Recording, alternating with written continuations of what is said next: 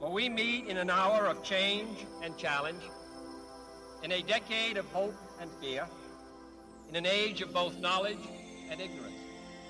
The greater our knowledge increases, the greater our ignorance unfolds.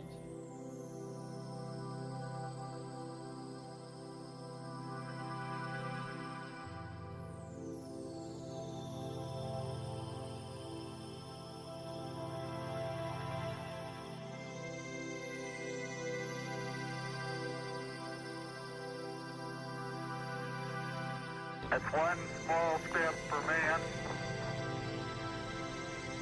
one giant leap for mankind.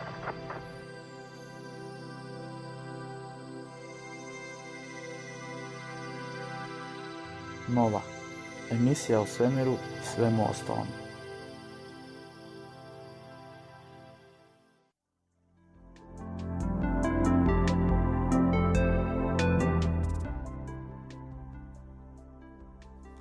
Eto, dobra večer dragi slušatelji i dobrodošli na 100,5 MHz Radio Studenta u novu emisiju o svemiru i svemu ostalome. Kao i svaku večer i večeras su s vama Lovro Dujnić i moja malenkost Marko Šimac. Eto, zagazali smo duboko u veljaču koja je više nego opravdava svoj narodni naziv, a on kaže veljača prevrtača, pa smo tako svjedočili ekstremno toplom razdoblju i vrlo naglom zahlađenju i to je rezultiralo poprilično živahnim vremenom. I danas smo imali isto tako jedno živahno vrijeme, to je zbog ovih sudara toplih i hladnih fronti koji onda generiraju praktički enormne vjetrove. Ne znam da li si vidio da je, čini mi se jučer, avion iz New Yorka za London uspio doći u 4 sata pre 6 minuta, što je novi rekord. Dosadašnji rekord je bio 5 sati i 12 minuta. Wow. I nosio ga, jetstreamovi su ga nosili brzinom, ukupna brzina aviona s jetstreamom je bila 1237 na sat. Čije su probili zvučni zid? Pa nevjerojatno. Pa samo malo, trebali su probiti zvučni zid pri toj brzini, ja mislim već. Ali koliko je divlje vrijeme, nešto nevjerojatno. Da. Dobro, i tako dok je vrijeme poprilično promjenjivo, mi ćemo ostati predvidljivi, pa ćemo tako nastaviti sa redovitim tokom emisije. Slijede nam zanimljive vijesti, nakon kojih ćemo vas probati malo grijati temom emisije, koje su ovog puta sunčeve pjege. Pa možemo krenuti s vijestima. Tvoje uši slušaju Radio Student.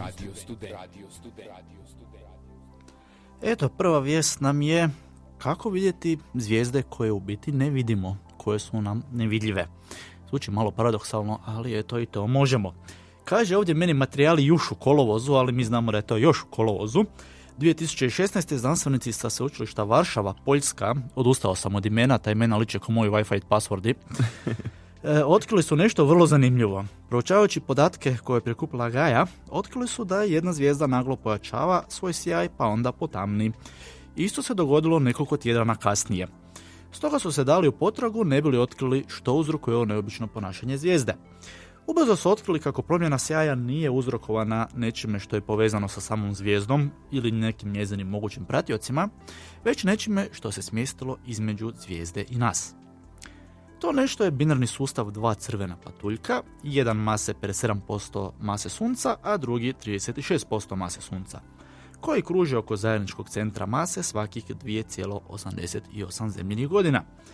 Od nas su udaljeni oko 2544 svjetlosne godine, a dobili su jednu vrlo maštovitu i originalnu astronomsku oznaku 2 mas 194001112 plus 3007533. Ajde, Lovro, brzo zbroj ova dva broja, dobiš pivu. Ne, možda to tako. To propade.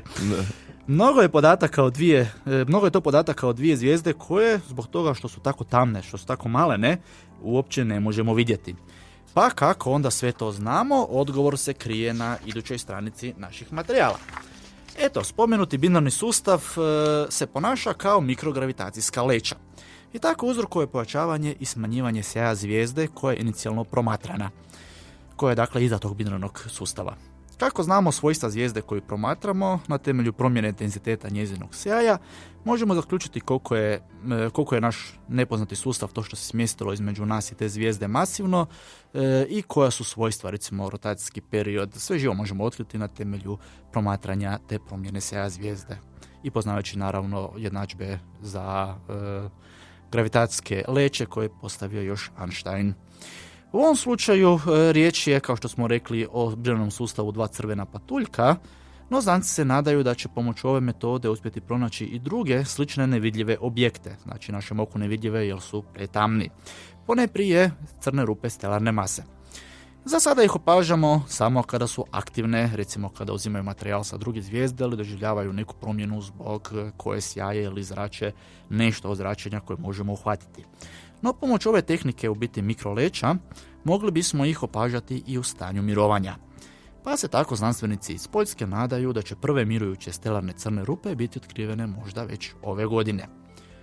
Ova zanimljiva tehnika korištenja mikrogravitacijskih leća za detektiranje inače nevidljivih objekata dobila je svoje ime, a ono se je Gaia 16a.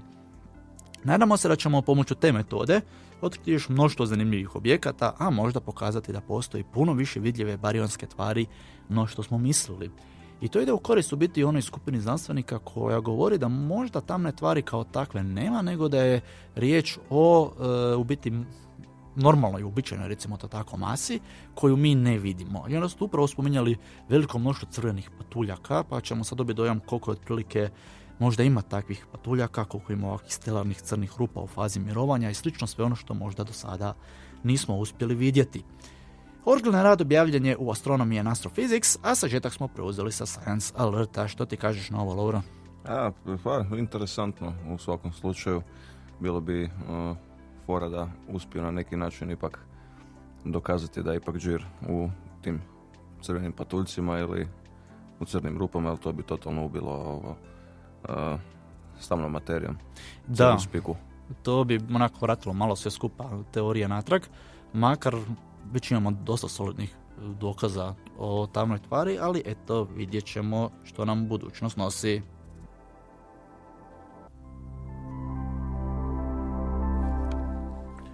E, 6. veljače je preko Fejsa stigla tužna vijest, a to je da je splitska zvjezdarnica Mosor u Gornjem Sitnom uništena, zahvaljujući jakom olujnom vjetru koji je dostizao čak i do skoro 180 km na sat.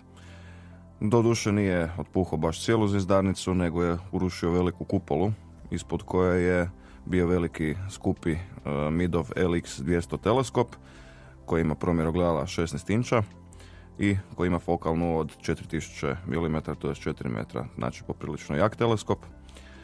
Uglavnom šteta je golema jer je kupola totalno uništena i neće se moći nikako popraviti, a veliki teleskop je dosta oštećen. Sama sila udarca kupole na teleskop je odvalila fokuser i tražioc, te je također prednje korektorsko staklo teleskopa izgrebano, što će naravno rezultirati lošim kontrastom i samim time su mogućnosti teleskopa postale nešto slabije nego prije.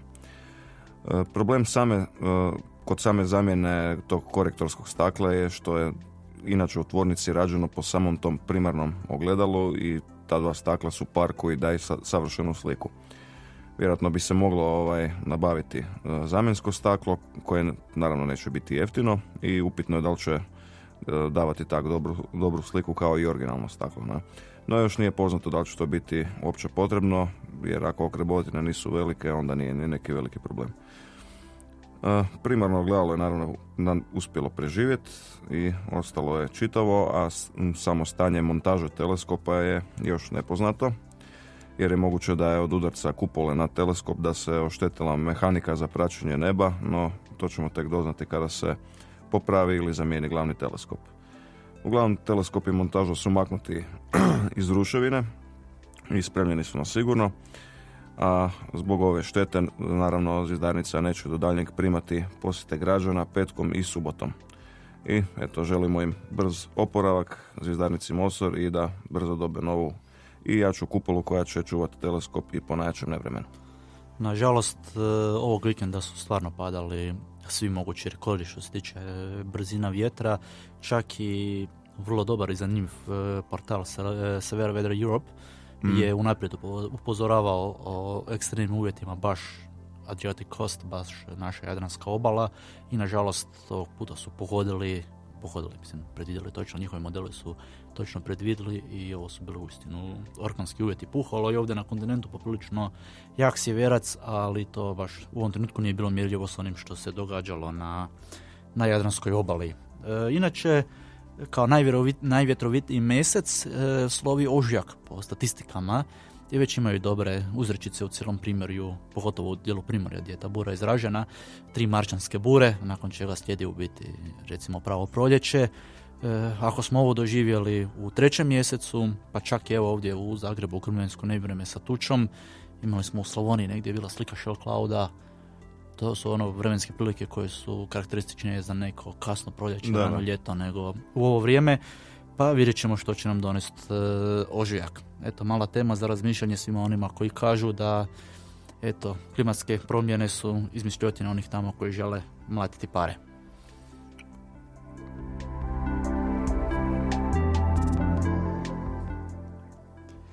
A vraćamo se malo prema obnovljivim izvorima energije, odnosno solarnim panelima koji rade i po noći. Jedno od većih ograničenja fotonaponskih ćelija ili solarnih panela je da mogu raditi samo po danu. To je efektivno više nego prepolovilo njihovu učinkovitost, no eto, kaže druga stranica, zahvaljujući znanstvenicima sa sveučilišta Kalifornija u SAD-u, možda smo na tragu otkrića fotonaponskih ćelija koje bi mogle raditi i po noći. Princip rada fotonaponskih ćelija je da u biti sunčevo svjetlo određenih valnih duljina pobuđuje poluvodičke materijale i tako izaziva struju elektrona koju mi prepoznajemo kao našu električnu struju. Njihova učinkovitost ovisi naravno o odabranim materijalima, o izvedbi i lokaciji postavljanja, tako da ti razni fotonaponski paneli mogu biti različitog učinka. Kako bi onda radile noćne fotonaponske ćelije ako nam je potrebno sunčevo svjetlost da aktivira fotonaponske ćelije? Zato ćemo još pojednostaviti rad uobičajenih fotonaponskih ćelija praktički do maksimuma, do apsurda, pa ćemo reći da one apsorbiraju sunčevu svjetlost i tako proizvode struju. S time na umu, znanstvenici sa sveučilišta Kalifornija su se pitali je li moguće i obrnuto, da fotonaponske ćelije emitiraju svjetlost i pri tome generiraju električnu energiju. I pokazalo se da je moguće. Prvo na papiru, matematika i fizika su pokazali da je to moguće, a onda su se dali na praktične pokuse. Za potrebe noćnih fotonaponskih ćelija, znanstvenici su koristili termodinamičke ćelije. One otpuštaju infracrveno zračenje ili toplinu koju su prikupile praktički tokom dana i pri tome nastaje razlika potencijala koja generira slabu struju elektrona. Ta struja je jačine oko 1/4 struje koju proizvode uobičajeni solarni paneli za vrijeme dana. Za pogonjanje noćnih solarnih ćelija koristila bi se razlika temperature između zemlje i noćnog neba, pa bi tako naš planet i svemir u biti postali jednom vrstom obnovljivog izvora energije. Izračuni pokazuju da i odabirom odgovarajućih materijala za izradu noćnih solarnih ćelija bi one mogle proizvoditi do 50 W po četvornom metru. Za sada su noćne solarne ćelije eksperimentalna stvar, znači teorijski je potvrđeno, napravljeni su mali laboratorijski pokusi, no kao što sam rekao, matematika i fizika su tu, prvi eksperimenti su tu, sad treba samo naći najbolji materijal koji bi davao najviše energije i sve to skupa nekako dovesti u stanje komercijalne upotrebe. I tada bismo mogli imati solarne elektrane koje bi mogle raditi 24 sata, neovisno o tome je li vani dan ili noć, je li vani sunčano ili oblačno. Mi znamo da ove klasične fotonaponske ćelije proizvode doduše manje električne energije, ali ju proizvode čak i kada je vani oblačno. I to bi dalo lijepi zamah solarnoj energiji. Ovaj rad, odnosno originalni rad na temu fotonaponskih ćelija koje bi radile noću, odnosno termodinamičkih ćelija, je objavljen u ACS Photonics, a također smo zažetak preuzeli sa sciencealerta.com. Šta ti kažeš na ove noćne solarne ćelije? Pa vidio sam prije koju godinu na YouTubeu da je neko je išao baš struju gurat u solarnu ćeliju i svjetluca malo infracrvena. Da, to je bilo onak dosta interesantno, mislim to čak i isprobati, ali nikad mi se nije dalo iskreno. Već vidimo, jedan put kad nam dođeš ovdje u Novo sa vrlo zanimljivom frizurom, znači šta si radio. Znači bila igra oko struje i solarnih ćelija.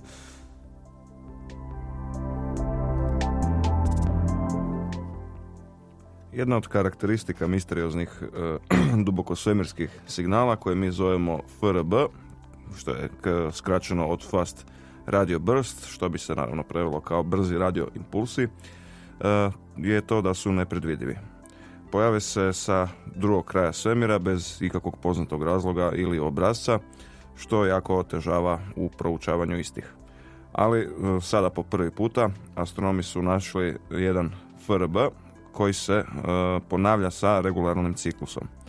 Svakih negdje 6,5 dana signal pod imenom FRB, sad opet ide broj ludi, 180916.K0158 plus 65.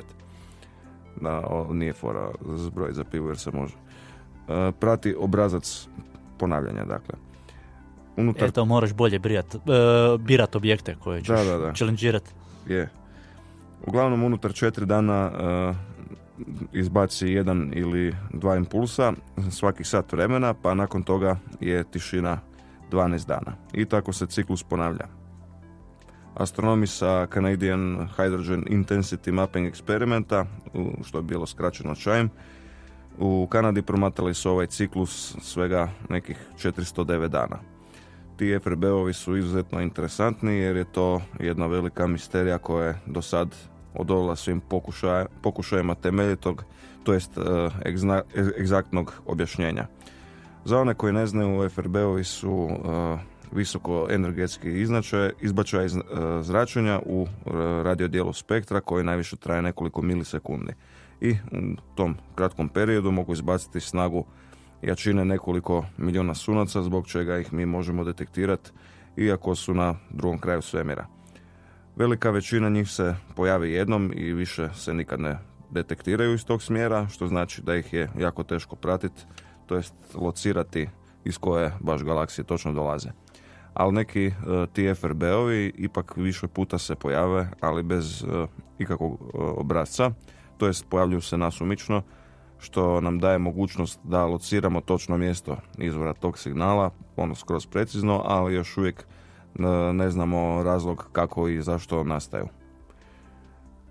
Eto, to je dosta interesantan svemirski fenomen koji još nismo uspjeli objasniti na kraju. Da, poprilično puno radova smo generirali u završnoj sezoni Zvjezdoznanaca, vijesti o Fast Radio FRB-ovima, Fast Radio Burst. I eto, izgleda da se to nastavlja i to je poprilično opširno polje i bit će zanimljivo otkriti šta su biti oni i kako dolaze. I zanimljivo je da nekad smo to nasumično hvatali, sad u biti već imamo i neke tehnike kako ih možemo i locirati i kako ih više ne hvatamo slučajno. Sad vjerojatno ne znam kako uopće mogu samo na tak jedan kratak impuls od par milisekundi uopće stići utvrditi smjer izvora signala. Vjerojatno imaju nekakve antene okrenute u svim smjerovima i onda valjda gledaju koliki je delay između tih antena i tako vjerojatno mogu otprilike utvrditi smjer. Da, u biti njima je jako bitno da se on ponovi. Ako ga uhvate samo jednom, ne mogu baš puno od njega, ali ako se on ponovi nekoliko puta, onda mogu otprilike odrediti od kuda je došao i što bi mu potencijalno mogao biti izvor. Ne. Da. A evo, tu dok smo mi pričali o Fast Radio Burstsu, još se nešto vrlo brzo događa. Upravo oni jet streamovi o kojima su pričali, koji su onaj avion prenesli preko Atlantika, sada zajedno sa dubokom ciklonom guraju valove prema Velikoj Britaniji i Irskoj. Valovi su u originalnom članku kaže 45 to 50 feet high, znači to je otprilike 15 do 18 metara visoki valovi. Znači, bit će veselo svim brodovima koji su tamo negdje oko Irske i Velike Britanije. A šta nam sad slijedi? Sada nam slijedi glazbena pauza. Tako je, slijedi nam glazbena pauza.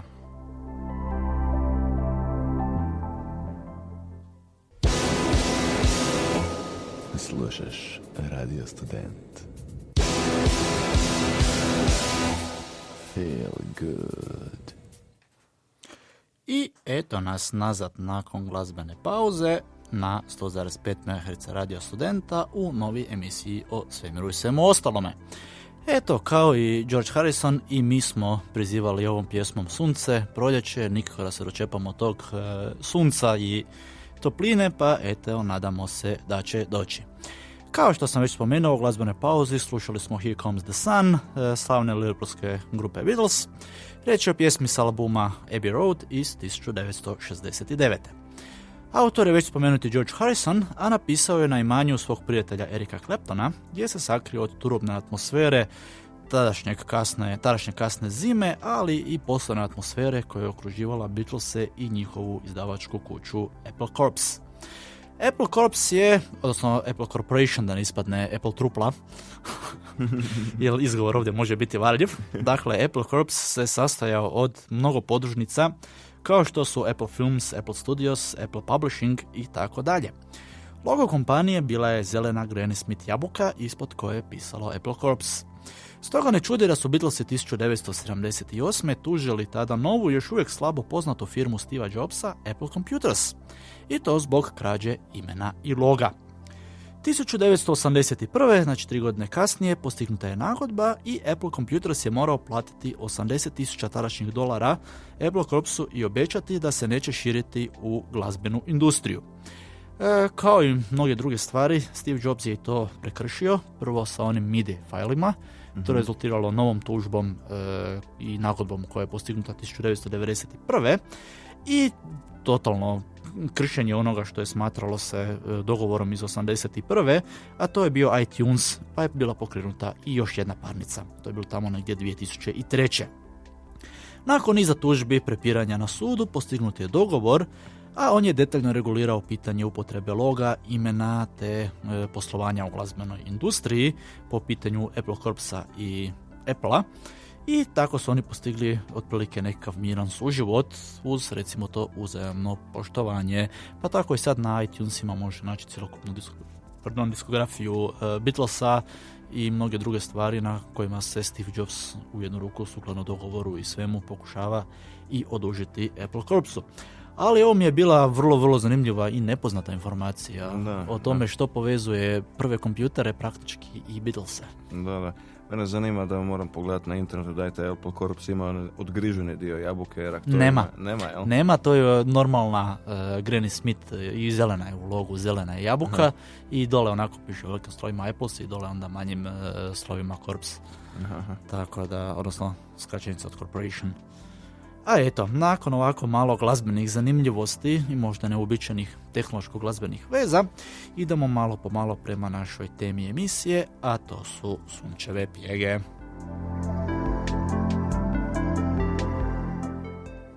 Najraniji zapis o sunčevim pjegama datira iz drevne kineske knjige koja se zove Knjiga promjena. Ona je napisana 800 godina prije Krista, a prvi jasni spomen pjega iz zapadne literature datira oko 300 godina prije Krista i to od starog grčkog filozofa Teofrasta koji je bio Platonov i Aristotelov učenik i njihov nasljednik.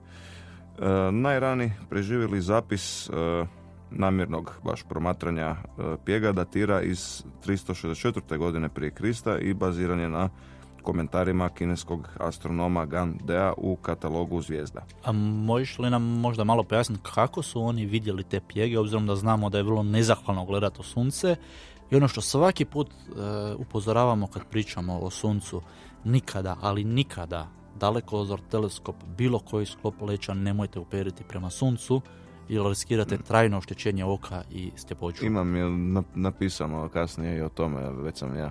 Eto, pokrio je Lovro i to, eto, malo me iznenadio, ali stoji vam ovo upozorenje, nije vam mudro ni zuriti u sunce, ako ne vjerujete nama, vjerujte Newtonu koji je gledao koliko dugo može zuriti u sunce i posljedica toga je bila čista sreća da nije imao trajno oštećenje vida, ali je nekoliko dana morao provesti u zamračenoj prostoriji ne bi li došao sebi. A što se dalje događalo u povijesti promatranja sunčevih pjega? Evo, oni su vjerojatno u ono doba to promatrali ili u odrazu vode, ili su promatrali kad bi bilo sumrak, ne? Kada sunce ode malo niže, onda je već puno lakše, nije ni onda pametno baš blejiti u sunce, ali je puno zdravije nego kada usred dana. Ne? I to su trebalo biti onda neke veće pjege. I to su veće pjege, jer jedino ako neko od njih je imao izuzetno dobar vid, da ima takvih ljudi koji imaju izuzetno dobar vid, koji bi mogli vidjeti malo više od drugih ljudi. No, dobro. Znači, da bismo stali. 28. godina prije Krista? Da, ali već od 28. godine prije Krista kineski astronomi su regularno promatrali i zapisivali pjege u službenim carskim dnevnicima, a prvi crtež sunčevih pjega napravio je engleski redovnik dosta kasnije, John of Worcesteru, ili kako bi to rekao, dobro, u studenom 1128. godine. Worcester, to je onaj umak. Worcester. Aha, da, fakat upravo si. Hrana je spas svega. Je.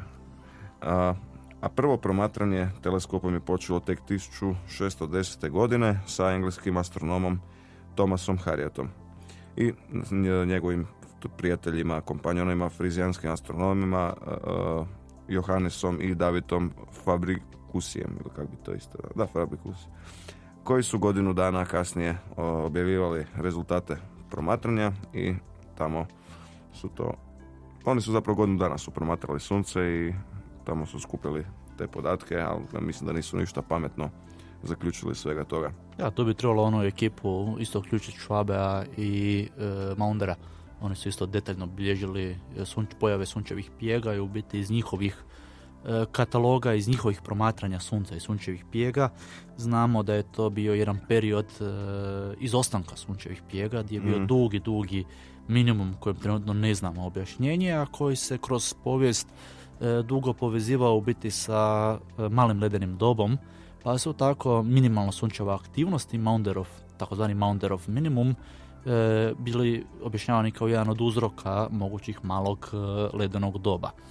No međutim, pred kraj predzadnja, mislim, ili zadnja sezona Zvjezdanaca imali smo baš vijest koja je rekla da je malo ledeno doba u biti počelo neki pola stoljeća do skoro stoljeće prije nego što je Maunder i ekipa počela izvještavati o neobičnom odsustvu pjega na suncu, pa se pokazuje da sunčeve pjege samo po sebi, odnosno taj minimum sunčev, taj nedostatak sunčevih pjega nije mogao biti direktan uzrok malog ledenog doba, već da uzroke treba potražiti negdje drugdje. I danas je jedna od čestih tema kad se priča o klimatskim promjenama, ma nemamo mi nikakve veze s time, to je uzrokovano promjenama u ponašanju sunca. No, možda malo više o suncu danas ćemo malo kasnije. A sada nastavljamo sa 19. stoljećem, tako? 1845. 1845. To su već taman je počela fotografija tada, pa je onda i napravljena naravno prva fotografija sunčevih pjega koji su snimili francuski fizičari Hippolyte Fizeau i Leon Foucault sa dagerotipom. A dagerotip je prvi oblik fotografije i tako je uglavnom fotografija počela, sljedeća mislim da je bio i cijanotip i tako. Nebitno. Uglavnom moderna promatranja sunca se vrše sa teleskopima sa zemlje i iz svemira. Ti teleskopi koriste filtracijske ili projekcijske tehnike za direktno promatranje površine sunca. Specijalizirani alati kao što su spektroskopi i spektrohelioskopi se koriste baš za proučavanje pjega i grupa pjega. I sad ne znam da li su kamo došli pametnije sa proučavanjem spektra pjega, mada mislim da nisu ništa zaključili novo u tome. Ali dobro. Uglavnom, idemo malo upozorenje da svi znamo da gledanje u sunce golim okom bez zaštite može trajno štetiti vid, zbog čega amateri i profesionalni astronomi promatraju ili projekcijskom metodom ili kroz zaštitne filtere i nije preporučeno gledati baš kroz nekako začađeno staklo jer se ta čađa lako obriše, a pogotovo kroz stare diskete, što moj cimer voli raditi, jer one propuštaju cijeli infracrveni dio spektra koji također može oštetiti vid, iako sunce kroz disketu izlazi kroz oke. Koji one maske za varenje i slično, sva ona priručna pomagala koji mediji opisuju svaki put kad je nekakva pomračina sunca, kako ju gledati bez nekih skupih maski i filtera, samo mi je hrana u pameti. Bilo je jedanput, ja mislim, u Botaničkom vrtu organizirano gledanje teleskopima, između ostaloga sunca, i bio je kolega sa Zvjezdarnice, čini mi se Lovrek, tamo, i onda su oni namjestili, maknuli su okulare i namjestili su, znali su točno gdje će biti fokus kada upere teleskop u sunce, i točno na mjestu fokusa on je demonstrirao koliko je jaka energija koja se fokusira, odnosno koliko se temperatura razvija, i u fokusu je uspio upaliti cigaretu.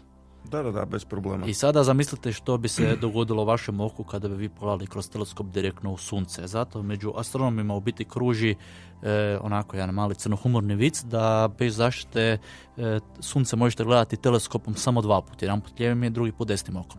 To je živa istina. Ja sam se isto malo zezao sa ogledalima teleskopova, malo sam palio stvari i naravno Piroman jedan. da, naravno u trenutku nepažnje nekak sam okrenuo ogledalo i taman se iz ogledala reflektiralo sunce meni u facu.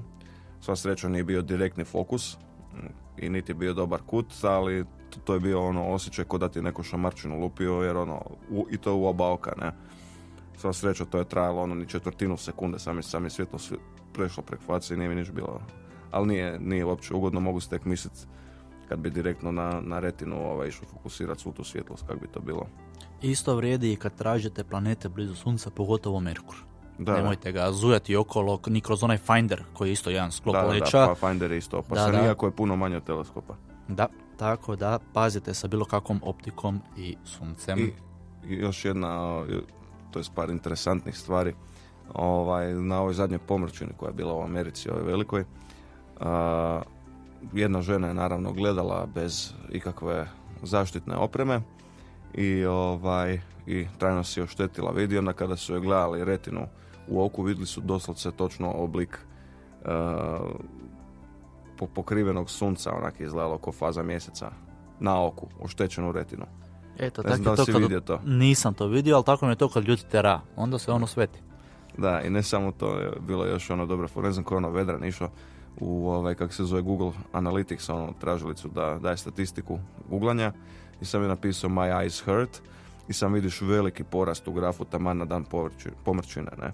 Znači da je puno ljudi gledalo bez ikakve opreme i onda se išlo tražiti savjete od Googlea da zašto ih bole oči. Da, eto, vrlo, vrlo neodgovorno ponašanje koje može ostaviti trajne zdravstvene posljedice. Možda vam se čak ne čini ni odmah, pa ćete reći o čemu ovi pričaju, ali budite vi bez brige, oči pamte. I ako vam se ne dogodi odmah, dogodit će vam se kroz neko vrijeme i osjetit ćete posljedice toga kasnije. No, ajdemo mi dalje sa našom temom emisije.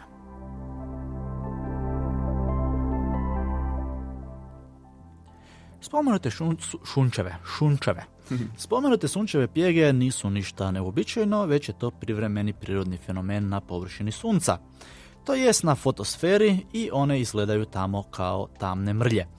To su regije manje površinske temperature, par tisuća kelvina manje površinske temperature do ostatka i zato nam se čine tamnije, a uzrokuju ih koncentracije magnetnog fluksa u tom području. Sunčeve pjege se obično pojavljuju u parovima različitog magnetskog polariteta i njihov broj varira tokom 11-godišnjeg solarnog ciklusa. Naime, sunce pošto nije kruto tijelo, nego je lopta od plazme, različiti njegovi dijelovi se rotiraju različitom brzinom. Koji Jupiter. Da. I zbog razlike u brzini kretanja polarnih i ekvatorijalnih područja dolazi do razlike u gibanju materijala, a pošto je taj materijal plazma, to su vruće nabijene čestice, one nose i magnetsko polje i različite brzine gibanja različitih dijelova sunca uzrokuju da se s vremenom to magnetsko polje počinje međusobno plesti i kako se to magnetsko polje međusobno isprepličuje, tako dolazi do toga da te magnetske silnice počnu izbijati na čudnim mjestima na suncu i onda na tim mjestima gdje oni izbijaju kroz površinu sunca nastaju solarne pjege. I obično se tako sunčevo magnetsko polje potpuno poremeti i tada smo u periodu praktički sunčevog maksimuma imamo maksimalni broj sunčevih pjega, da bi nakon toga se stvar resetirala, krenulo iz početka obrnutim polaritetom, sunčeve, kako bi se magnetsko polje smirilo, te bi pjega nestala, jer bi se magnetsko polje vratilo u normalni režim i započeo bi novi ciklus. Cijeli ciklus čini mi se traje 22 godine, minimum plus maksimum. Mislim da je 11 godina. Između puni, baš da prođe. Da. Tako da, eto, sada znamo malo više o tome i kako se to događa. Tijekom jednog takvog ciklusa populacija pjega raste brzo i onda nakon toga polako pada. Raste brzo, se brzo pletu magnetske silnice i onda polako pada kako se sve to polako slaže u normalu. Najviša točka tokom solarnog ciklusa zove se solarni maksimum, za razliku od solarnog minimuma kada ima jako malo ili gotovo ništa pjega na suncu. Također vjeruje se da taj period je povezan sa promjenom magnetskog polja sunca, o čemu smo malo prije pričali. Rano u ciklusu pjega se pojavljuju na višim heliografskim širinama. Da, heliografskim, da. Tako je, ne možemo reći geografskim, jer gea je zemlja, nego sunce je helios, pa je heliografskim širinama, i onda lagano klize prema ekvatoru, kako se približava solarni maksimum. Individualne pjege ili grupe pjega mogu trajati nekoliko dana ili čak nekoliko mjeseci, ali uvijek na kraju oslabe i nestanu. Pjege se također tijekom tog vremena smanjuju ili povećavaju, ovisi kako je ponašanje magnetskog polja i koliko ono izbija van na površinu, i mogu varirati od 16 do 160 tisuća kilometara u promjeru. Znači da mogu se desiti da je naš planet u biti patuljak naspram veličine sunčeve pjege ili skupa sunčevih pjega. Velike sunčeve pjege mogu se vidjeti i bez pomoći dalekozora ili teleskopa, dakle golim okom, ali naravno uz spomenute zaštitne naočale namijenjene za promatranje sunca. Naime, ogromne sunčeve, odnosno zvijezdane pjege, mogu biti uzroki promjene sjaja nekih zvijezdi, tako da to može biti jedan od uzroka varijabilnosti zvijezde. Pjege se mogu kretati površinom sunca do čak nekoliko stotina metara u sekundi kada nastanu. Da se radi o magnetskom fenomenu svjedoči i sekundarni fenomen poznat kao koronalne petlje, to je prominencija. One pokazuju magnetske silnice koje ulaze i izlaze iz pjega na površini, a dakle izbačaj materijala, izbačaj vruće plazme, pošto su to nabijene čestice, prati te magnetske silnice i onda dobijete one famozne lukove na suncu. I pretpostavlja se da su recimo stari Egipćani prilikom zalaza sunca ili slično mogli opažati te lukove, i da ona u biti sjaja, ona poznata figura, odnosno ona poznati kip, onaj arheološki nalaz koji prikazuje boga Ra, boga sunca, i njegov vječnog neprijatelja Apofisa, odnosno zmiju na bogu Ra, u biti predstavlja sunčevu prominenciju. I da su oni sunčevu prominenciju povezali sa vječnom borbom bogova, znači Apofisom i Raom, kroz dualitet dobra i zla, nešto slično kineskom principu Yanga Yinga, i na taj način su povezivali u biti nerazdvojivost dobra i zla, uvijek prisutno jedno, prisutno i drugo, cijela priča. Ali vjerojatno cijela priča o Ra i Apofisu upravo proizlazi iz mogućnosti promatranja takvih prominencija u sumrak. Pjege su također promatrane i na drugim udaljenim zvijezdama. Iako temperatura pjega iznosi 2700 stupnjeva do 4200 stupnjeva Celzijovih, dolazi do kontrasta jer recimo na suncu okolni topli materijal je otprilike 5500 kelvina, pa daje više svjetla i čini se svjetliji. Dakle, kad kažemo hladniji, to nije da bi se mogli šetati tamo kad bi mogli doći na sunce, još uvijek bi u trenu praktički isparili. A kad bi mogli jednu tu pjegu izrezati i staviti na mjesec, ona bi jako svjetlila. O da, da, samo ona bi okružila mjesec jedno 2, 3, 4, 5 puta.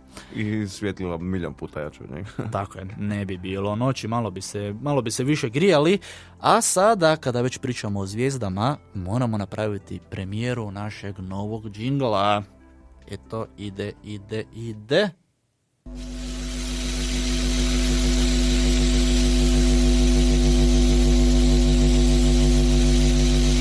Ugasi svjetla.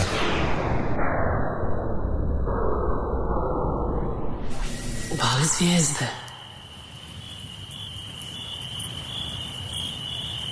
Nova emisija na Radio Studentu.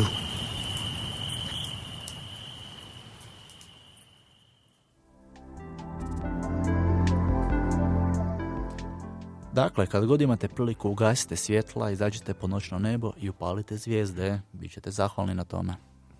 Je, ovo je dosta dobar jingle, sviđa mi se full. Da. Lovro, nemoj spavat tamo. Neću. Znam da je prošao Tom i Jerry. Uglavnom, zahvaljujući pjegama na suncu, tu na zemlji možemo uživati u nebeskom spektaklu koje nazivamo polarna svjetlost. Bar mogu oni koji su dovoljno sjeverno ili južno na zemlji. Iz ovih naših krajeva, nažalost, se inače to i ne vidi. Ali ne veze. Polarna svjetlost ili aurora borealis ili australis za južnu polutku je magičan i fascinantan događaj koji bi svakako trebao vidjeti svatko bar jednom u životu. Kao što sam napomenuo da nastaju zahvaljujući pjegama na suncu, to jest magnetskim poljima i silnicama koje se savijaju dok se naše sunce vrti oko svoje osi. Kada se magnetske silnice zapetljaju, dolazi do izbačaja plazme pod nazivom CME, što je kratica od Coronal Mass Ejection, i tako te nabijene čestice dođu do zemlje i silnice zemljinog magnetskog polja, koje nazivamo magnetosfera, ih odvode u polove zemlje gdje se sudaraju sa visokom atmosferom i tamo proizvode svjetlo. Samo ovo sve skupa jedna rečenica bila. Da, to se događa na nekoj otprilike visini od 80 km i te nabijene čestice kada udaraju u molekule u visokoj atmosferi dovode do pobuđivanja tih molekula, do preskoka elektrona u više energetska stanja i ti elektroni kad se vraćaju nazad emitiraju svjetlost i onda zavisi ne samo o kojem plinu, da li je to kisik, dušik, vodik ili heli, nego i na koju visinu daju različite boje, a zato prate silnice magnetskog polja, dobivamo one lijepe, zavinute, kao zmije koje putuju po nebu. Uglavnom, najveći ikad zabilježen CME je bio za vrijeme solarne oluje 1859. godine, koji je također poznat kao The Carrington Event, koji je uglavnom srušio novo postavljenu mrežu telegrafa. Također su zbog ovog nastali i požari u nekim telegrafskim stanicama, a neke operatere je stresla struja.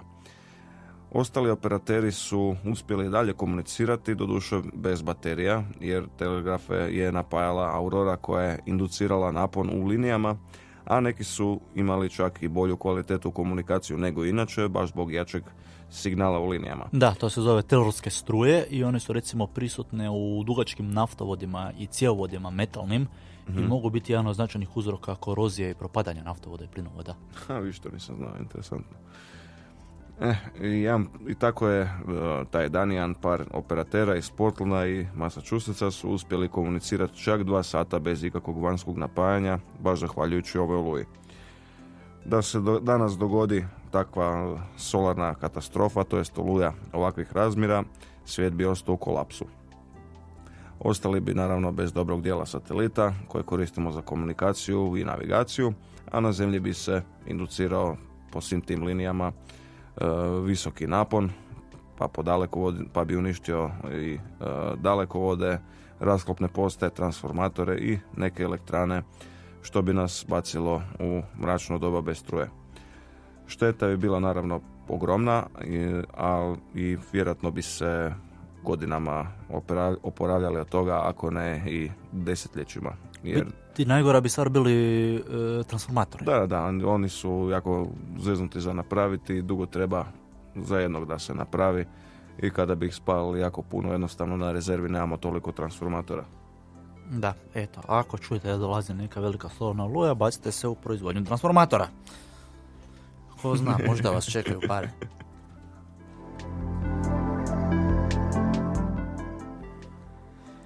Ali eto, na sreću, scenarij ne mora biti nužno tako crn, iako bi nestalo struje pa bi bio mrak. No, a i njihov Space Weather Prediction Center prati sunčevu aktivnost od 0 do 24, 7 dana u tjednu, 365 dana u godini. Svemirska prognoza je grana znanosti iz fizike i astronomije, to jest heliofizike, helios, san, bog sunca, koja prati razne uvjete unutar sunčevog sistema koji uključuju solarni vjetor i prostor oko Zemlje. Uključuju i stanje u magnetosferi, ionosferi, termosferi i egzosferi. To su sve dijelovi zemljene atmosfere. Svemirska prognoza naravno nema veze sa stanjem u troposferi i stratosferi, to je ova naša uobičajena meteorološka prognoza. Njihov rad je bitan za živote ljudi na Zemlji. Ako se na vrijeme izda upozorenje o dolazećoj oluji, imamo vremena reagirati i ugasiti struju na kratko da ne dođe do opterećenja, a i samim time bi se spasio veliki dio mreže i puno ljudskih života. Isto tako bi se na vrijeme mogla evakuirati i međunarodna svemirska postaja, pa bi spriječili gubitke života tamo. Tako je. Danas svi jako ovisimo o struji, još više o internetu koji nam ta struja omogućuje, i više ne možemo živjeti bez nje, tako da kada bi se danas dogodio scenarij iz 1859. to baš ne bi bio neki piknik. Najnedavniji sličan događaj dogodio se 1989. Prilično jaka solarna oluja tada je pogodila zemlju i uspjela omesti radio signale i satelitsku komunikaciju općenito. Najekstremniji rezultat te oluje osjetili su u Quebecu, u Kanadi, gdje je došlo do otkazivanja cijele strujne mreže i nekih 6 milijuna stanovnika je ostalo u mraku. Na nekim dijelovima, na nekim mjestima su uspjeli popraviti struju unutar nekoliko sati, dok su neki čekali danima da se to dogodi, da se vrati struja. Vjeruje se da je oko svakih 500 godina se dogodi jedna jaka solarna oluja koja bi bila sposobna napraviti totalni kaos na zemlji, od kojeg bi se mi u biti oporavljali godinama, ako ne i desetljećima. Iako zvuči kao nekav grozni SF scenarij, to nije nikakva fikcija, nego stvar koja se može realno dogoditi. Ali ovdje bi napomenuli da nije baš i svaka solarna oluja opasna, jer ona ne samo da mora biti velika, mora biti usmjerena prema zemlji. Mi smo imali u par navrata nekoliko finih promašaja, da bi imali popriličan dar da je ta izbačaj mase bio usmjeren prema zemlji. Ali eto, imamo sreće, ne samo po tome, nego što je Sunce jedna zvijezda u stabilnim srednjim godinama, trenutno nema krizu srednjih godina, nema poremećaja identiteta. I nije puno ljuta. I nije puno ljuta i nema obiteljskih problema, pa eto i ne riga vatru prema zemlji. A dok mi eto razmišljamo šta sve još možemo reći o Suncu, idemo na našu sljedeću glazbenu pauzu, pa poslušajte što smo vam pripremili za domaći glazbeni hit.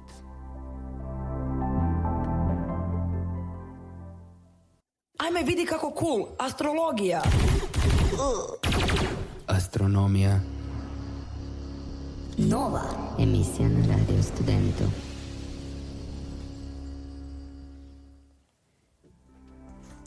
Eto nas nazad na 100,5 MHz, ajme kak je ovo negdje se slučalo, u novi emisiji o svemiru i svemu ostalome. Odmarali smo uz hit grupe Vještice, totalno drukčiji od drugih.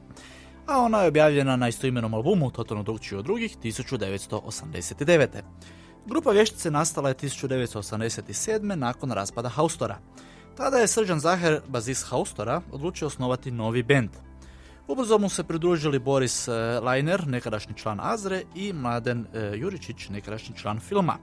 I tako je nastao bend Vještice, sastavljen od članova 3 najvažnija, najpopularnija i najbolja benda zagrebačkog Novog vala, koji su tada već u biti bili na zalazu.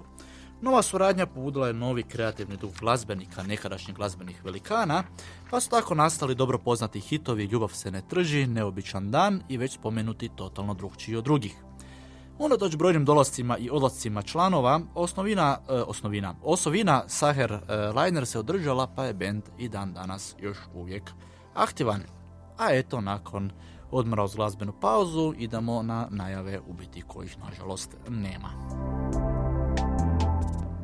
Pa što onda imamo umjesto najava, Lovro? A ništa, evo, dragi slušatelji, u ovom tjednu nažalost nema nikakvih posebnih događanja. Ako ima, onda nam je promaklo nekako. Uglavnom, to su događaje koji su naravno vezani za astronomiju i svijet znanosti u Zagrebu i okolici. No to ne znači da ne možete posjetiti stalni postav Tehničkog muzeja, uključujući planetarij, ili obići zvjezdarnicu i iskoristiti vedre noći za pogled malo mjesec, Veneru, Oriona ili nešto drugo zanimljivo, to jest neko drugo zanimljivo nebesko tijelo ili objekt. Iskoristite to još dok je još rano mrak i uživajte u ljepotama noćnog neba. I svakako bacite oko na Betelgeuse, dok nam je još uvijek tu, poprilično taman, ali postojan. Prema nekim teorijama moguće je da su se poklopili periodi više različitih minimuma ove zvijezde u jedan iznimno taman, i ako je to točno, u drugoj polovici veljače bi trebalo doći do polaganog vraćanja sjaja ove zvijezde na razine na koje smo sve ove godine naviknuli. Možda nećemo na kraju usvjedočiti veličanstvenoj eksploziji supernove, ali barem će nam se vratiti Orion onako kako poznajemo, sjajnog crvenkastog ramena. Eto ga, da, čekamo da vidimo što će se na kraju dogoditi sa samim Orionom, a mi idemo na zadnji dio emisije, to jest crticu u čast. U današnjoj crtici u čast spomenut ćemo se John Watsa Younga, američkog astronauta, mornaričnog časnika, testnog pilota i zrakoplovnog inženjera, a koji je rođen 24. rujna 1930. On je postao 9. osoba koja je hodala mjesecom kao zapovjednik misije Apollo 16 1972. a to je ujedno bila i pretposljednja misija čovjeka na mjesec. Da. Young je uživao u najduljoj karijeri bilo kojeg astronauta, postajući prva osoba koja je prošla 6 svemirskih misija tokom 42 godine aktivne službe u NASA. On je jedina osoba koja je pilotirala i zapovjedala sa 4 različite svemirske letjelice, Gemini, Apollo komandni servisni modul, lunarni modul i Space Shuttle. Young je 1965. letio u prvoj misiji Gemini, a zatim zapovjedao misijom Gemini 10 iz 1966. 1969. za vrijeme Apollo 10 postao je prva osoba koja je solo, odnosno sama, letjela oko mjeseca. Potom je hodao po mjesecu i vozio lunarno vozilo na mjesečevoj površini za vrijeme Apollo 16 i samo jedan od 3 ljudi koji su 2 puta letjeli na mjesec. Young je također zapovjedao sa 2 leta Space Shuttle, Columbia STS-1 1981. što je bilo prvo lansiranje programa Space Shuttle i STS-9 iz 1983. Young je obavljao i dužnost šefa ureda za astronaute od 1974. do 1987. U mirovinu iz NASA otišao je 2004. godine, a umro je 14 godina kasnije, 5. siječnja 2018. Mislim da smo pričali o saznancima o njemu. Da, on je baš bio velika faca, a on se nije bojao ničega. To je ono baš, recimo, kada je na prvi let Space Shuttle koji je bio onda još netestiran, ga je on išao, letiti.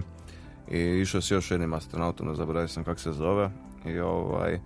I za vrijeme lansiranja su pratili, rad srca, dok je tom drugom astronautu bio poprilično, ajmo reći, visok tlak, ubrzan rad srca, a John Young je imao poprilično normalno, ko da se uopće ništa ne događa, a zapravo je sjedio na novoj netestiranoj letjelici.